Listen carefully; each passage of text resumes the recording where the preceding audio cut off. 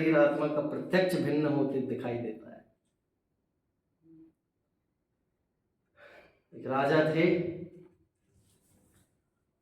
नाम याद नहीं आ रहा है मुझे, लेकिन घटना सत्य है और आगम प्रमाण है। तो एक राजा थे, वो नई नई शादी हुई, वो पत्नी के बिना नहीं रह सकते थे। वो भाई हर समय उन्हें पत्नी चाहिए। भोजन करते समय, मंदिर जाते समय, कहीं पर भी जाए उन्हें पत्नी चाहिए। एक बार उनका भाई अपनी बहन के लिए लेने के लिए आया तो वो राजा बोले लग गया कि तुम्हारी बहन को तो ले जाओगे, लेकिन मैं भी साथ चलूँगा। साले साहब बोले जीजा जी, आप तो यहाँ रहते ही हो, अब हमें अपनी बहन को ले जा करके अपने घर घुमाने तो 2-4 दिन, फिर 2-4 दिन की बात है आ जाएगी। नहीं, मैं तो चलूँगा। छोटे बच्चों जैसे हट कर ली उनने। तो पत्नी और उसका भाई बोला कि ठीक है भाई, नहीं मान रहे तो चलो। पहले के समय में घोड़े और वो रथ चलता था, वो दोनों साथ में रथ पे बैठ के चल दिए। चलते चलते चलते चलते जंगल पड़ा और एक पेड़ के किनारे एक छोटे से 10-11 वर्ष के एक मुनिराज बैठे थे। तो उन्होंने अपने सारथी से कहा कि रथ रोको, और मुनिराज के पास जाकर के टकटकी लगा करके देखने लगे कि ये क्या है, ये कैसा स्वरूप है, ये कैसी मुद्रा है। हमसे ज़्यादा सुखी तो ये नहीं हो सकते। मेरे पास धन है, संपत्ति है, महल है, पत्नी है, इनके पास क्या है ऐसा। मुनिराज ध्यान मुद्रा में बैठे थे। मुनिराज स्वरूप से जैसे ही बाहर आए, कुछ देर बाद, कुछ समय बाद, मुनिराज से उन्होंने प्रश्न किया, हम सुखी लग रहे हैं कि आप दुखी लग रहे हैं, कि आप दुखी हैं कि हम सुखी हैं। और बोले इतनी सी उम्र में ऐसा क्या किया आपने, ये पूरा जिंदगी खराब कर ली। तुम धर्म मार्ग में लगोगे तो लोग यही कहेंगे तुमने क्या भोगा, तुमने जिंदगी खराब कर ली। अरे भैया, जिंदगी तो तुम खराब कर रहे हो अपनी। तो मुनिराज ने कहा कि जो काम अनंत भाव में नहीं किया वो काम कर रहा हूं। क्या कहा? जो काम अनंत भाव में नहीं किया वो काम कर रहा हूं। पत्नी रथ पर बैठे बैठे चिल्ला रही, खड़े तो ऐसे हो जैसे अभी दीक्षा ले लोगे अपने पति से। बस उसकी पत्नी की बोलने की देर ही थी, वहां तो केस लॉन्च होना तैयार होने चालू हो गए। उस पति के वस्त्राभूषण, अंगूठियां सब गिरने लगे, गिराने लग गए वो धीरे धीरे। पत्नी बोलने लगी मैं तो मजाक कर रही थी। पति बोला मजाक की बात नहीं रही देवी, अब तो स्वरूप में रमने की बात चल रही है। वो तो निर्वस्त्र होकर के दीक्षा धारण कर ली। अरे रे रे रे रे रे रे रे, स्वरूप की प्राप्ति करनी हो मुनिराज से सीखो क्या होती है। वो तो धीरे धीरे सब वस्त्राभूषण त्याग करके निर्वस्त्र होकर के दिगंबर मुनिराज बन गए। अब भाई और पत्नी का एक रही वो, उस भाई और बहन अब क्या करें। भाई कहने लगा मैं भी घर किस मुंह से जाऊं घर, मैं तो अपनी बहन को लेके गया था, हम तो अपने जीजा जी को निर्वस्त्र करके आ गए, दिगंबर मुनि बना के आ गए। तो वो कहने लगा मैं क्यों जाऊं।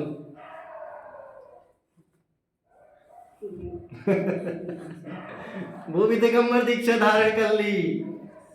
अब बहन अकेली बची, ना मेरा पति रहा ना मेरा भाई रहा, मैं क्या करूं। उसने भी दीक्षा ले ली, उसको भी हारिका के निमित्त बन गया, वो भी दीक्षित हो गई। परिवार चले तो ऐसा चले, मोक्ष मार्ग तो गई। हाँ।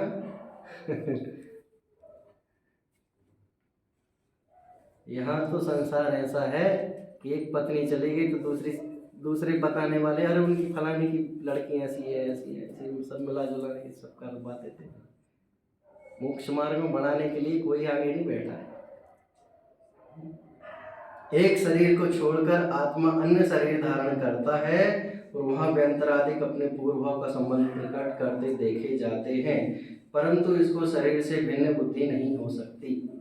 कि वहाँ व्यंतराधिक अपने पूर्व भाव का संबंध प्रकट करते हैं, जैसे इस पर्याय को छोड़ा और अन्य पर्याय में चला गया और वहाँ से पूर्व भाव की बातों को बताए कि भाई तुम ऐसे थे, तुमने ऐसे कष्ट पाए, अब तो सुधरो, अब तो सुधरो, अपने स्वरूप को पहचानो, धर्म मार्ग में लगो। तो भी जानते हुए भी अनजानापना करता है, जानता नहीं है, समझने की कोशिश नहीं करता है। कि जैसे हम कोई मुनिराज हमारे पूर्व भाव का वर्णन बताने लग जाए कि तुम पूर्व भाव में बैल थे, ऐसे चाकरी करते थे, ऐसा वजन उठाते थे, मानने तैयार नहीं है। क्या कहता है, मैं नहीं हो सकता हूँ, मैं तो और दूसरी पर्याय में तो तुम झूठ बोल रहे हो। और ऐसी कोई सी भी पर्याय नहीं है जिसमें हमने प्रवेश नहीं किया हो, एक भी नहीं बची। मुनिराजों के लिए तो ऐसा कहा है, हम तो मुनिराज इतनी बार बने कि मेरू के समान अगर पीछे कमंडल इकट्ठे किए जाए तो वो भी कम है, तो भी ये जीव मानता नहीं। पूर्व भाव का संबंध प्रकट करते देखे जाते, परंतु इसको शरीर से भिन्न बुद्धि नहीं होती, फिर भी अहमपना करता है शरीर से। स्त्री पुत्रादिक अपने स्वार्थ के सगे प्रत्यक्ष देखे जाते, उनका प्रयोजन सिद्ध ना हो तभी विपरीत होते दिखाई देते हैं। क्या कि भाई मोह ममत्व तो नहीं छूट पा रहा है हमारा, कि अभी इनकी शादी देखनी, इनके बच्चे देखने, इनके नाती पुत्रे देखने, इनको खिलाना है, इनको पढ़ाई कराना है।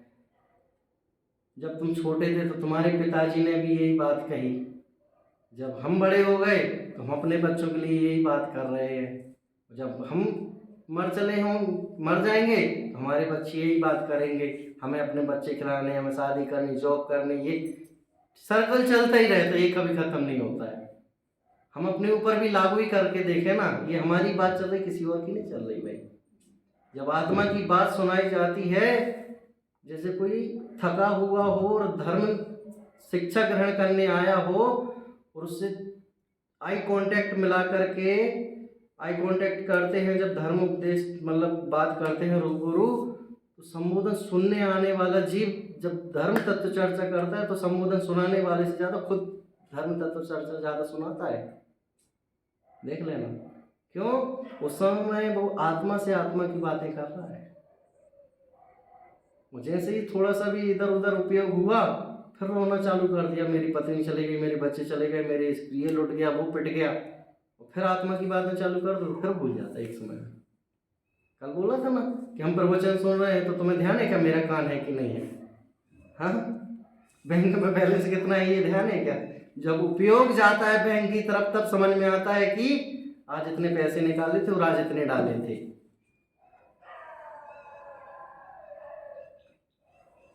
जलती हुई सिगड़ी रख दी किसके ऊपर? गज कुमार मुनिराज के ऊपर। तो उन्हें कष्ट नहीं हुआ होगा? हुआ था। जितने मुनिराजों के ऊपर उपसर्ग हुआ सबको कष्ट हुआ था। जानने में तो आया होगा ना, आया था। लेकिन जैसे हमने अभी बोला ना कि प्रवचन सुनते सुनते तुम्हारा उपयोग जिनवाणी की तरफ है, आत्मा की बात चल रही है उस तरफ है, तो हम अपने हाथ पैर कान सब भूल गए। पैर है कि नहीं नीचे ये भी भूल गए ना। ऐसे ही वो मुनिराज अपनी आत्मा का ध्यान कर रहे थे, वो अपने देह देवल को ही भूल गए। उनका उपयोग ही नहीं शरीर की तरफ। तुम जलाओ, सिगड़ी जलाओ कि तन जलाओ कि घानी में से पेलो। हम इतने तन्मय हैं इस शरीर के लिए कि हमें चींटी भी काट जाए, मच्छर भी काट जाए तो हम रात में सोते समय से भी उठ जाते। फैन लगाओ, ऑल आउट लगाओ, अरे कितने मच्छर हैं, सफाई नहीं करते क्या? इतनी व्यवस्थाएं होते हुए भी तुम अनुकूलता ही नहीं पा रहे हो। तो इस भाव में तो व्यवस्था है भाई, तुम्हें जो भी तकलीफ हुई तुमने डॉक्टर को दिखा लिया, जो चाहिए वो बता दिया, फिर भी तुम सुखी नहीं हो पा रहे हो। अन्य पर्याय में तो व्यवस्था ही नहीं है, फिर तुम किसको बोलोगे और किससे बताओगे कि मुझे इस चीज की कमी है? हाँ, हम कहीं गए धर्मशाला में और हमें भोजन अच्छा नहीं मिला, हमें नहीं जाना अगली बार से उधर पे, भोजन अच्छा नहीं मिलता, रूम्स अच्छे नहीं है, सफाई अच्छी नहीं है। ऐसी जगह जाओगे कि जहाँ पर सफाई नहीं, गटर मिलेगी, गटर ऊपर क्या है, कुछ नहीं बोल पाओगे। सुगर को देखा है, सुअर, PIG साहब, पिग, इतनी फैसिलिटी है उनको, व्यवस्थाएं ऐसे कर्म बांधे होंगे कि ऐसी व्यवस्थाएं मिली हैं। चलो एक उदाहरण दे करके मैं बात ही करता हूँ। PIG साहब अपना काम कर रहे थे, अपनी सेवाओं के साथ सुपरवाइजर का जो काम रहता वो देख रहे थे। देव ऊपर से 16वें स्वर्ग से देख रहे कि यार इनकी सेवाएं तो बड़ी ड्यूटी तगड़ी रहती है, अच्छी, हम भी जाके देखें क्या है क्या नहीं। तो विमान को ऊपर से नीचे लाए और बोले कि यहाँ पे क्या फालतू भटक रहे हो तुम, हमारे साथ चलो स्वर्ग, वहाँ पे तुम्हें स्वर्ग में स्वर्गपना नजर आएगा, स्विमिंग पूल मिलेगी, 56 प्रकार के भोग, जो चाहिए वो मिलेगा, तुरंत ही सब मिलेगा। तो वो बोलता है हमें ये चीज मिलेगी क्या जो हम यहाँ पर अनुभव कर रहे हैं। अब कौन किसको समझाए। देव ने अपने माथे पर हाथ रख करके सोचा कि यार हम तो ऐसे जन्नत में ले जा रहे हैं, स्वर्ग में ले जा रहे हैं, और ये अभी भी इधर ही पड़ा है। अरे भोगों का भिखारी अनादिकाल से जिसमें पड़ा हो तो उसे वही तो दिखाई देगा। हम जिस पर्याय में तन्मय हैं, हमें उसी पर्याय की तो ही भाव आएंगे। हाँ? मनुष्य भाव पाया है तो उसको ही सार्थक करो, उसको ही ध्याओ, निज को ध्याओ भाई, निज को। हाँ, हम मोह में इतने नहीं मर जाएं कि त्रियंश पर्याय में आकर के भी उसका पीछा करना ना छोड़ पाए। आज देखते ना, वीडियो में देखते होंगे, सामने प्रत्यक्ष में भी, कि कोई जीव मर जाता है तो कुत्ते उसके पीछे पीछे शमशान तक भागे जाते, बैल भागे जाते हैं, रातों रात चाटते फिरते उसको, खाते, साथ में खाते बैठते उठते, यही मोह सताता है। त्रियंश पर्याय में भी मोह नहीं छूट रहा उनका। कि वो सेठ जो ध्यान मुद्रा में बैठा था, पानी की प्यास में मर करके मेंढक बना, वो पानी लेने कुएं में जाती तो बाल्टी में उचक उचक के आ जाता था। तो उसका मोह भी नहीं छूट रहा है। तो देखो भाई, करो अपने स्वरूप का श्रद्धान। हम मोह में इतने नहीं डूबे रहें कि हमारे बाल झड़ जाएं और हम उसी की चिंता में मर जाएं। भाई अपनी चलती कहाँ है इस पर, पुद्गल का काम पुद्गल कर रहा है, तुम अपना काम तुम करो। जिस सांचे में प्रवेश किया भाई उस रूप में तो आना ही पड़ेगा ना। हम मनुष्य रूपी सांचे में आ गए तो पुद्गल को अपना काम करने दो। बता रहे थे ना अभी 4-5 दिन पहले पंडित जी, ये हम हटाना चाहते तो हटती ही नहीं, और जो हम रोकना चाहते वो रुकती नहीं। हाँ? बोलो बचपना तुम्हारा बना रहे, तुम इसके लिए क्या कर सकते हो? कुछ नहीं कर सकते। दीपक को हमने एक कटोरी के अंदर ढक दिया, बर्तन के अंदर, तो उसका प्रकाश कितना, जितने के ऊपर उसका आवरण है। और इसी बल्ब को हमने एक हॉल में लगा दिया तो उसका आकार, प्रकाश कितना, पूरे में जितने तक जा सकता है। ऐसे ही हमारी आत्मा जिस सांचे में चली जाए तो उसके प्रदेश उतने, हाथी की पर्याय में चला गया तो उसका प्रदेश पना उतना हाथी रूप फैला हो गया, हाथी प्रमाण। और हमारे रूप में गया तो हमारे प्रमाण, जितना जो रहेगा, शक्ति प्रमाण, देह प्रमाण, शक्ति प्रमाण, जितना भी है, चीटी प्रमाण। लेकिन भाई आत्मा में ना उस चीटी में उतना अंतर है ना हम में उतना अंतर है। आत्मा तो दोनों की सेम है। नित्य निगोद में जो जीव है वो भी आत्मा है, चीटी में भी जो आत्मा है वो भी आत्मा है, और जो हम हैं वो भी आत्मा, और सिद्धालय में बैठे वो भी आत्मा। बस अंतर ये है, हम संसारी हैं, वो मुक्त हैं। कल बताया था ना, भगवान से बातें करना हो तो ऐसे ही करोगे भाई, ज़्यादा अंतर नहीं। भगवान एक दिन हम भी आपके बाजू में आके बैठेंगे। सोनागिर की एक घटना है कि दर्शन करते समय एक वेदी पर प्रतिमा नहीं थी, एक वेदी पर 3 भगवान बैठे थे, आसन। तो 2 आसन पर प्रतिमा रखी थी और एक आसन पर प्रतिमा नहीं थी। सब लोग कहते यार कैसे मंदिर वाले हैं, भगवान को नहीं विराजमान कर सकते, खाली रहती, अच्छी इतनी लगती, सूनी लगती है जगह। तो एक भव्य जीव ने क्या उत्तर दिया कि ये वेदी इसलिए खाली है कि हम भी एक दिन इनके जैसे स्वरूप समझ करके हम भी इधर बैठ जाएं। 5 उंगलियां और एक कम हो जाए तो एक के लिए क्यों रो रही है, खुश हो ना भाई, 4 तो है ना हमारे पास। जिंदगी इसी में रोने रोने के लिए लगा दी हमने तो। प्रतिमा नहीं है, प्रतिमा नहीं है, प्रतिमा नहीं है। अरे हमारे लिए जगह है वो बैठने के लिए, करो तो पुरुषार्थ एक बार। भगवान बनने की ताकत है मुझ में, भगवान बनने की ताकत है, तुम पहचानो तो अपने में। वो वाली भक्ति बहुत याद आती है। तुम हो पूज्य पुजारी, मैं यह भेद करूँगा स्वाहा। तुम पूज्य और मैं पुजारी, ज्यादा अंतर नहीं है भगवान। तुम भी स्वभाव से आत्मा हो और मैं भी स्वभाव से आत्मा हूँ। भगवान की भक्ति करते करते तो छल जाए आदमी।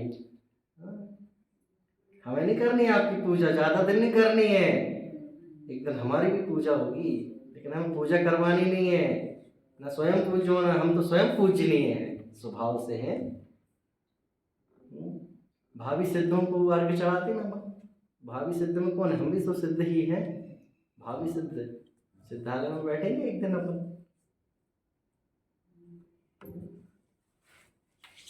नाथ तुम्हारी पूजा में सब स्वाहा करने आया, तुम जैसा बनने के कारण शरण तुम्हारी आया। कि भगवान आपकी पूजा करने में इसलिए नहीं आया कि आप समान बन जाओ, ये भेद भी स्वाहा करने आया हूँ। ये भक्त तो भगवान का अंतर ज्यादा दिन नहीं, ज्यादा देर नहीं। शरण तुम्हारी इसलिए आया हूं कि भगवान आपके स्वरूप को देख करके मुझे अपने स्वरूप की याद आए, आपके गुणों को देख करके मुझे भी गुण की याद आए अपने। जैसी शक्ति आपके पास थी और है, वैसी शक्ति मेरे पास भी है।